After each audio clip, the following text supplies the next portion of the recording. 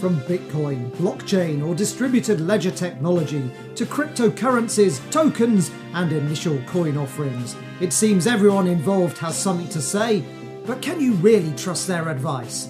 One man's had enough of weasel words and charlatans and is ready to give you impartial, independent analysis. With digestible blockchain bites, ICO analysis and need-to-know news on cryptocurrencies, author, speaker, transparency and clarity advocate and award-winning software innovator Barry James brings you Radio ICO. So this is Barry James again for ICO Radio with the Blockchain Bites program, and I'm delighted to have Ophir Gertner, one of the leading lights in the blockchain world, as my guest today. Welcome. Thank you very much, Barry. It's a pleasure to be here. Not at all. It's a pleasure to have you. So let's pitch right in. You've been involved in this whole world and helping form it for quite a long time now. You came into it very early.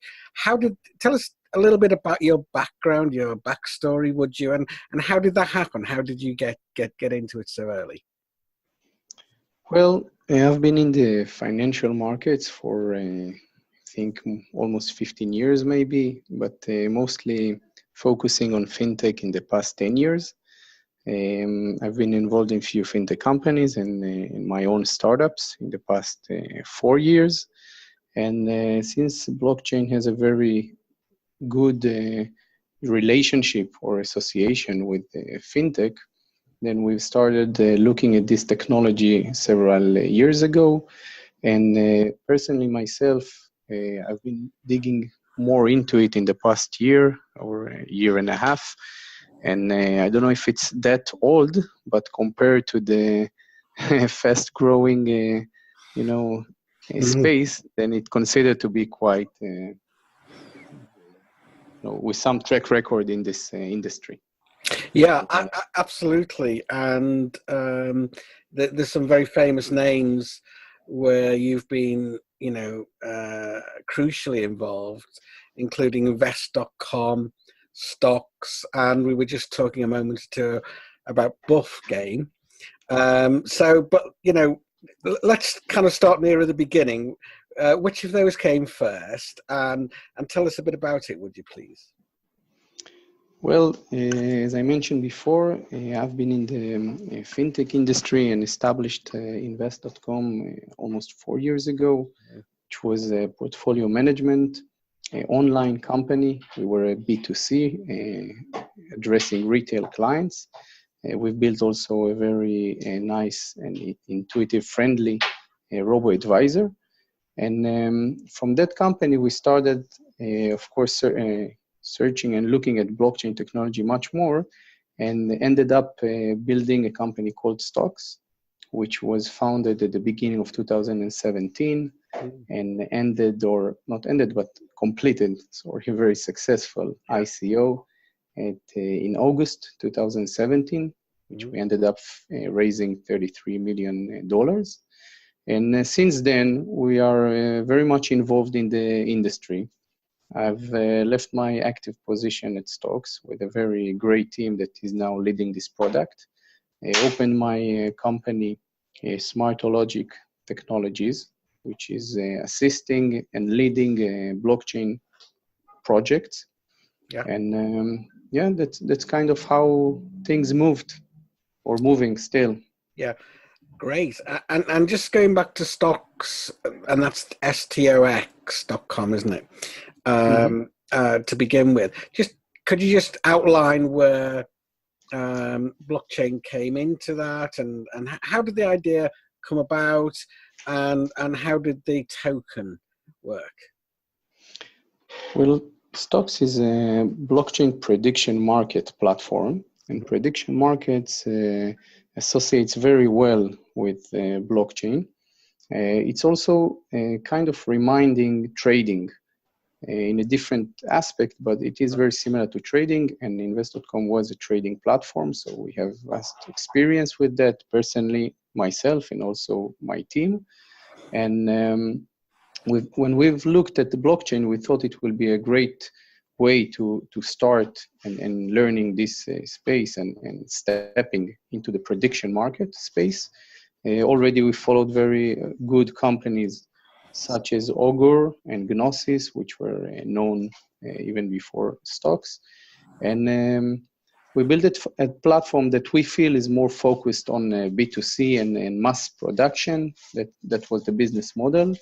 And still we see that the company grows now very nicely in terms of users and, of course, product. Yeah, cool. And the token that you launched for the Stox ICO, that was a utility token? Yes, of course. The token itself serves only as a utility in order to participate in the Stox predictions, and it has no other usage except for that. It's a pure utility. Yeah, I'm sure we'll come on to some of the regulatory questions and issues. Sure. Something we both have an interest in. But was that based on under Israeli law or somewhere else?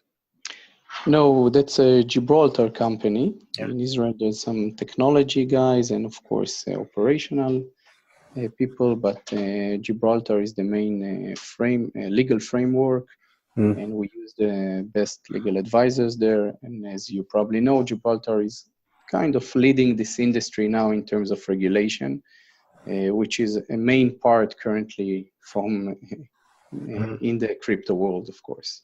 Yeah, I know the folks from the Gibraltar team really quite well, and I've been a big fan of some of the great work they've done there.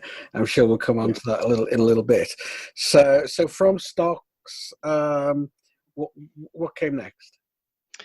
Well, I love to create new things from scratch. That's my passion. I enjoy mostly doing new products and new ventures, and I saw that this space is growing amazingly. Many great people with not too much experience. I felt that I can bring my added value. So I have created Smartologic, which is, I mentioned, a consultancy or integration company for blockchain technology. We help startups to understand what is blockchain, how they can integrate the technology, how can they use it correctly in their products. Of course, help them raise funds if they wish at the end to finish this process with a token, their own token and their own ICO. But not only that, we try to help every company that might be interested in that technology and growing the space and contributing to that. Okay. And is Smartologic, is that focused solely on startups? Or is that something that it offers services to established companies as well? There are a variety of services. I think most of our current clients are startups because usually it is associated with fundraising and ICOs, and at the end that's now majority of newcomers to the market. But not only that, we do advise some investors because we are in the market, we know the industry, we understand many projects, and also some established companies that would like to learn more about the technology and have someone who is already experienced, assisting them with their first steps. Yeah, sure. So talk us through the process a little bit, would you? From the early stages, a little beyond the idea stage. What are the things that people should be thinking about before they approach you, and what's the process look like from there? Yeah, so blockchain is a technology that actually, in a very high level, we can say cut the middleman and creates trust between parties that are not familiar with each other. So every product which falls under those needs could actually integrate somehow blockchain. Now, we try to analyze, first of all, the company itself. What are their needs? What is the business model? Personally, myself, I believe that the technology introduced a different business model to the world. If up to now, when you own the company, you would look at a profit line, of course, and you would like to make as much money as you can for the shareholders. Yeah. Currently, blockchain introduced a different kind of economy, which you want to have the community growing. And if the community grows, then everyone benefits from it. And it affects, of course, the business model of the company and the products. And we try to integrate everything together. So first stage would be to understand it and explain it sometimes to the newcomers. And then one of the most known industry standard is a white paper where we write basically the business plan, the business model, how we want to reflect our product, current and future one. And then start building the MVP, the most valuable product that we need to present, together with what we mentioned before, the regulation and the legal stuff, which is very critical today to have a successful ICO. And through all this process, of course, we build the product, we look at the team, we fine-tune everything which is involved in that. And at the end, hopefully, coming into a D-Day, which we open our fundraising or crowd raising address and then try to raise the funds. Great. Okay. So I don't know whether you can talk to us about some of your proteges or clients or not, but if you can, great. But anyway, what would be your kind of ideal client in this? I guess it'd be something, for example, that is a great example of decentralization and democratization. What sorts of things would you be your ideal?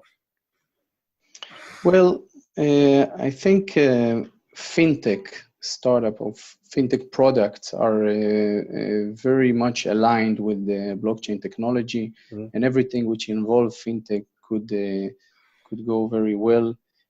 Such as a project currently we are assisting called the InView, which they are doing factoring loans for small and medium businesses. Also, projects that are that create trusts, as I mentioned before, between users that do not have any third party to control them. You mentioned before Buff, which is similar to a Star Alliance for gamers, people who play between themselves on different games, and they want to have some mutual, remove all the frauds that are involved in playing games online and so on.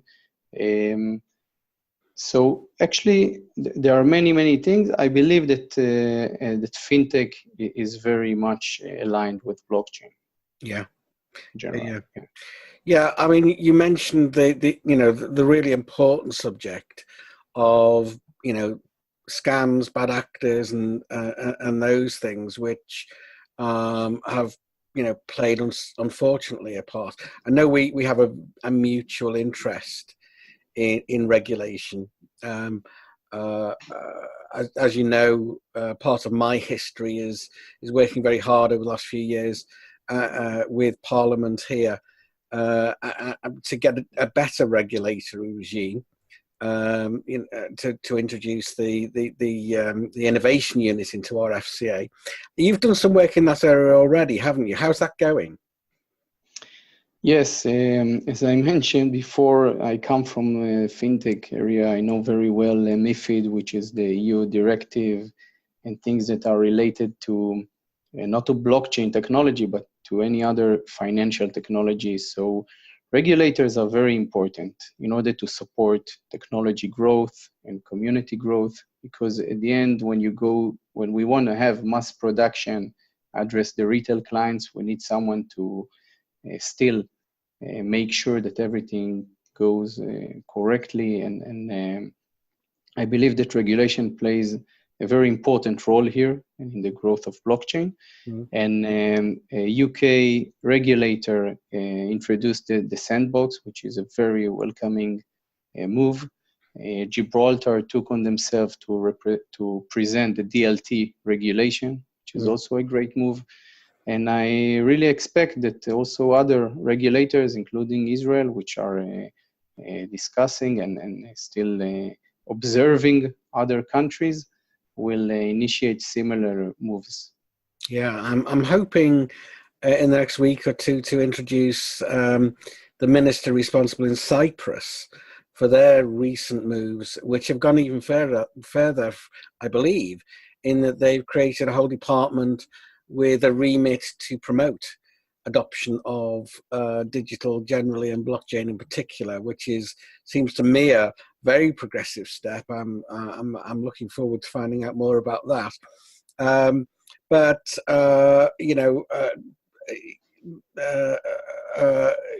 One of the things that keeps coming up. I'm an advocate for smarter regulation. Some people seem to think you can have there's a balance between good regulation and having getting the most out of innovation. I don't think those things need to be in opposition. What do you think? I tend to agree with you. I think there's a thin balance, but it can be, it can work together, and they can serve both as serving, again, the public, the technology, the need of growth, and the regulation.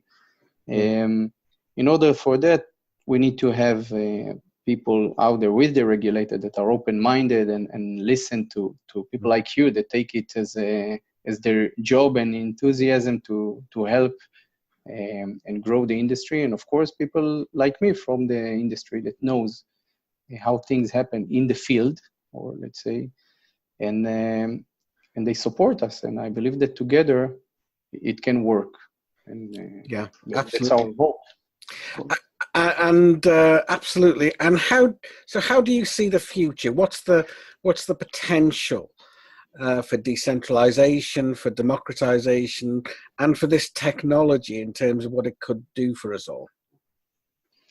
Wow, that's a very big question. If we knew the future, yeah. I think that decentralized project will grow, and more people and tier one companies will step into that industry. We already see that, but regardless to crypto, which is one hype, the technology itself will be much better, much more scalable, and therefore more companies and organizations could rely on it and actually use it. It gives us, I think, very good hope, especially because the economy it brings with it, as I mentioned before, a community economy that everyone enjoys as the community growth, and that's a very good sign. Just myself, I hope it will take not 10 or 15 years, but 5 years. Yeah, things certainly seem to be moving very quickly. A number of people have commented recently that it feels a lot like back in 1998, when people were first getting their heads around and understanding the huge paradigm shift that that was coming down the tracks from the internet. It does seem a bit like that, but things seem to be moving faster. Yeah, because back then we didn't have the internet to expedite everything. Now we are already connected worldwide, so things are moving much faster on this infrastructure. Absolutely. So before we sort of close the interview off, are there any other things that you'd like to mention? And let's also talk about how people can find you and make contact. But please feel free to mention anything else you'd like to. I really like the local organization or local meetups of blockchain enthusiasts. I think it's great if you are in a neighborhood city and you love blockchain, you want to learn more. There are many people probably like you I saw great meetups in small and medium cities. I believe this is a major step in order to grow the community. So that's something I would like to see much more. And if I can assist in that or support, our company supports meetup in Budapest, for example, in Cyprus, which you mentioned before as well, and of course in Israel. I'll be more than happy to assist everyone who is interested. You can reach out for me through LinkedIn or through my company website, which is smartologic.io.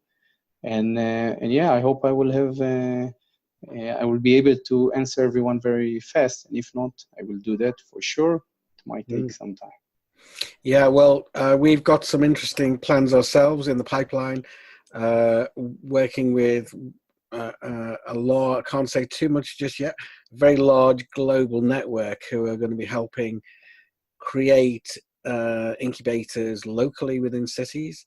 So I'd love to chat to you further about that at some point, and some of the other initiatives that are ongoing. But thank you for your offer of help. Thanks. Thank you, Barry, for the time. And of course, if you need anything, I'll be more than happy. And I'm sure that we'll discuss on more issues related to blockchain.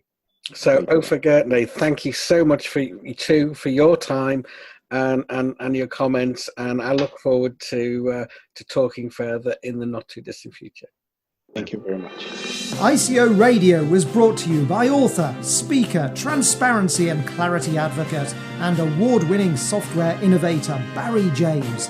Get in touch with the programme, put yourself or someone else forward as a guest, visit iconewsdesk.com. And if you've enjoyed the show, please leave a review. And don't forget to subscribe to get your next insights and interviews from the ICO Radio podcast.